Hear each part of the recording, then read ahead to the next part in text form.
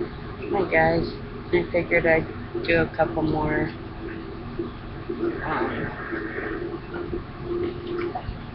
chapters. Um,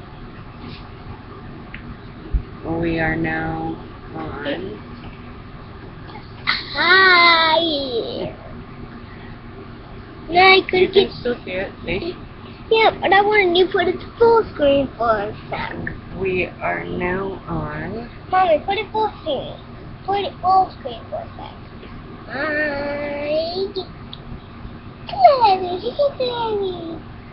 Okay, we are now on the Flood Subsides Genesis 8 You cute Clubby.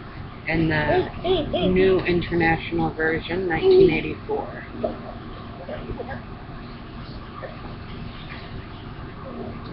But God remembered Noah and all the wild animals and the livestock that were with him in the ark. And he set a wind over the earth, and the waters receded. Now the springs of the deep and the floodgate of the heavens had been closed, and the rain had stopped falling from the sky.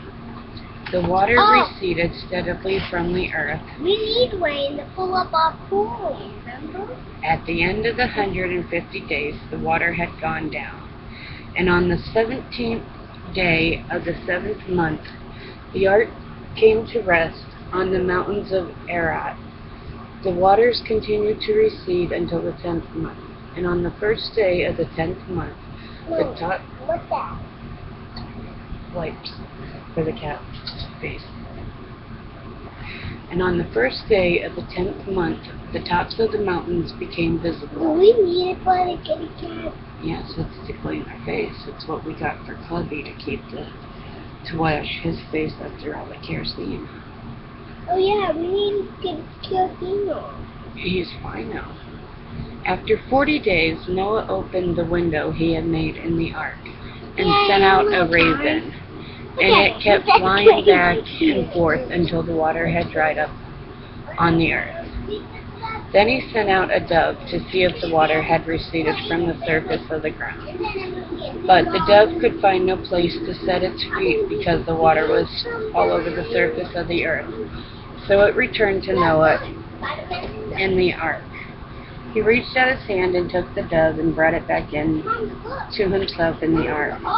He waited 7 more days and again sent out the dove from the ark. When the dove returned to him in the evening, there in its beak was a freshly plucked olive leaf. Then Noah knew that the water had receded from the earth. He waited 7 more days and sent the dove out again.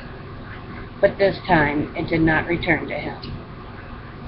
By the first day of the first month of Noah's 601st year, the water had dried up from the earth.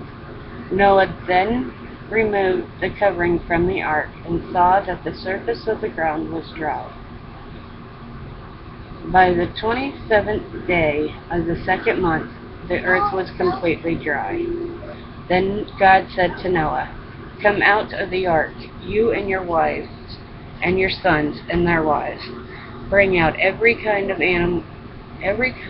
living creature that is with you, the birds, the animals, and all the creatures that move along the ground, so they can multiply on the earth and be fruitful, increase in numbers upon it." So Noah came out together with his sons and his wives and his sons' wives, all the animals and all the creatures that moved along the ground and all the birds. Everything that moves on the earth came out of the ark, one kind after another. Then Noah built an altar to the Lord, taking some of all the clean animals and clean birds. He sacrificed burnt offerings on it. The Lord smelled the pleasing aroma and said in his heart, "Good going. Never again will I curse the ground because of man, even though every inclination of his heart is evil from childhood, and never again will I destroy all living creatures as I have done." Good job. As long as the earth endures, Seed time and harvest, cold and heat, summer and winter, day and night will never cease. And that's the end of Genesis 8.